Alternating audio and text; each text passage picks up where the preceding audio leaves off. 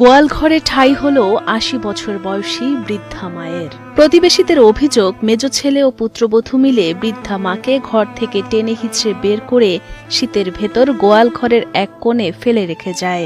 যখন বউ টানিয়া নিয়ে হালিয়ে দিছে, ওর মায় বলছে মা মা আমারে হালেস না রে, মা আমারে হালেস না রে। যখন ভাত নিছে ফোলা কি আছে গতন ধাক্কে বাড়ি করে দিছে, তুই ভাত খাওয়াবি কি আর তোকে ভাত খাওয়া লাগো না, এটি ভাত নাকে হলে মরিয়া যাক, এটি মরিয়া গেলে তো ভালো শান্তি হইব আমাকে। কোনো মহিলারে শীতের মধ্যে গরু ঘরে নিয়ে রাখছে, এটা কি ঠিক করছে? এই শীতের মধ্যে আমরাই থাকতে পারি না, আর এই মহিলা কিভাবে থাকবে? এবং মশার কামড় সবকিছু মিলিয়া এই মহিলা তো একদিনও বাঁচবে কিনা সন্দেহ। হৃদয় বিতরক এ ঘটনা ভোলার দিঘলদি ইউনিয়নের ধুপরি বাড়ির। শেষ বয়সে বৃদ্ধা মায়ের এমন করুণ অবস্থা দেখে প্রতিবাদ করেন প্রতিবেশীরা। তারা জানান, বৃদ্ধা নূরজাহানের কাছ থেকে জোরপূর্বক সব সম্পত্তি লিখে নিয়েছেন মেজ সন্তান জসিমউদ্দিন। ওর মায় বক্স ভাতা পায়, হে আবার তেল নুনের ওই জন্য একটা ভাতা হেইটা পায়।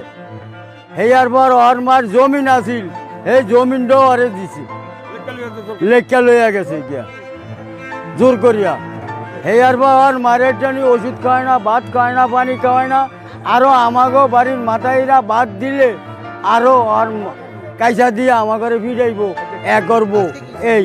তবে জসিমউদ্দিন ও তার পরিবারের দাবি, প্রতিবেশীদের সঙ্গে অশান্তি এড়াতেই বৃদ্ধা নূরজাহানকে গোয়াল ঘরে রেখেছেন তারা। শিগগিরই তাকে ঘরে ফিরিয়ে নেবেন বলেও জানান বৃদ্ধার পরিবার। গোয়াল ঘরে মারে রাখিনি, আজকে ধরেন এইভাবে খুন হয়ে দিতাম, তো খুনের জরিমানা কে দিত? বরিশাল পাইতো না, ভোলা পাইতো না, ঢাকা দিত, টাকা কে চালাইতো?